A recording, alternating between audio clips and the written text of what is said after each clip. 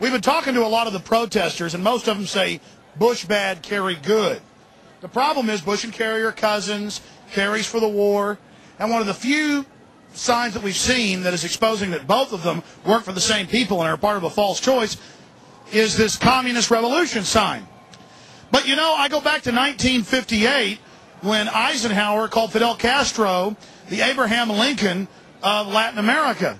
And so the problem is that it was actually the big central banks at the turn of the last century that created communism as a way to try to con the serfs back into serfdom. So again, another false choice is what we have here. Bush-Kerry equals more war. I agree. They're corporate fascists. It's all true.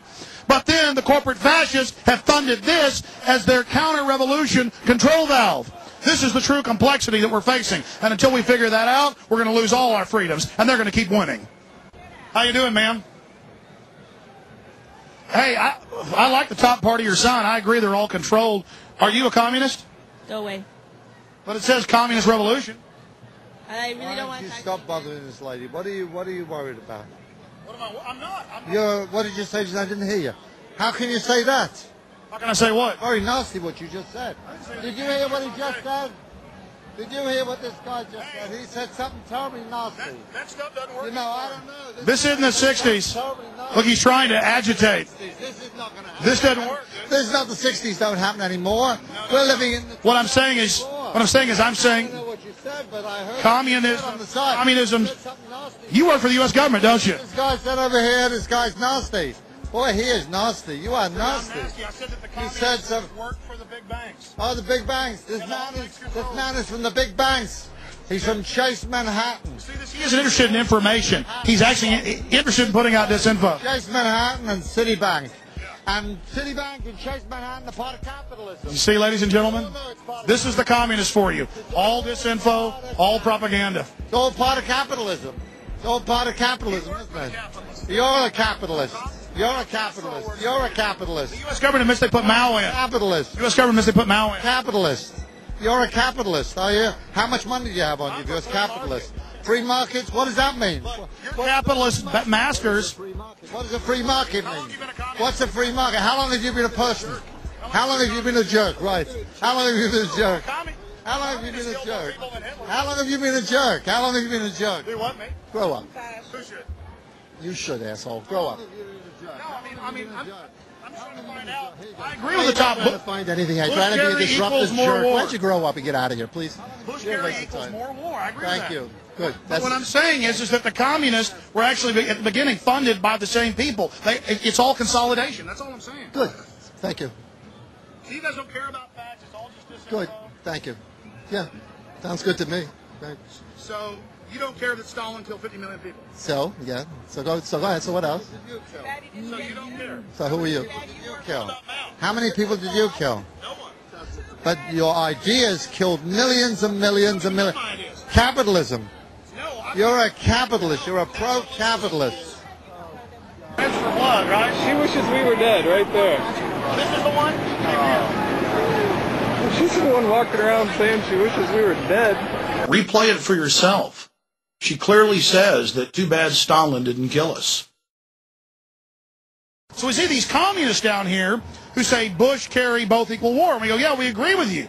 But why are you for communism? Because communism actually, as Professor Carroll Quigley at Georgetown, Bill Clinton's mentor, said, was a creation of the big banks to centralize governments and con the people into a movement for the population that was really for the establishment. And they began to threaten to want to kill us. Some of it we got on tape, some of it we didn't.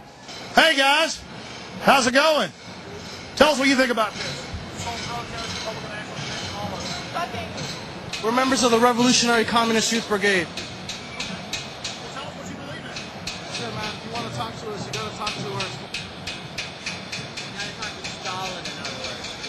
If you want to connect an interview, we can hook you up with our spokesperson. You're not allowed to talk yourself? If you want an interview, you should talk to the spokesperson. Well, have fun. So your leaders don't let you talk yourselves? They've never been to the Soviet Union, Poland, or anywhere in the Eastern Bloc. Look at them. They're like 18 and 20. Come on. And you got these old...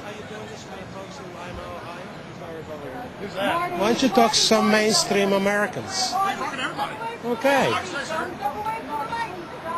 Okay, we know where you're coming from. You're looking to to make people in Lima. No, sir. We're not mainstream media. We're actually trying to just make a documentary about all the different views that are at the convention. And everybody's been real nice to us, but communists, they always flip out when we try to talk to them.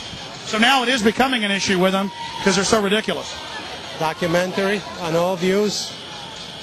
You're very biased. Probably work for Fox. Yeah, I probably work for Fox. That's right. Okay, get You only knew how ridiculous that was.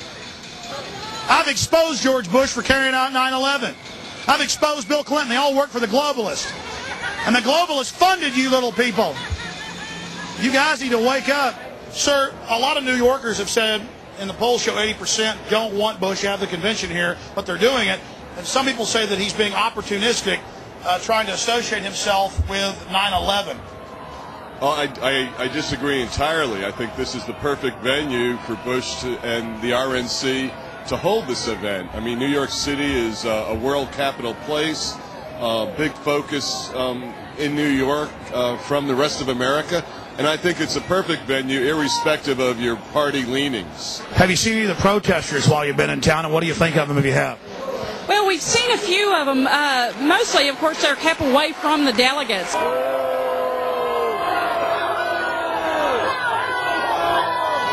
But to me, they're not New Yorkers. There's people that have come in and are trying to make New Yorkers look bad.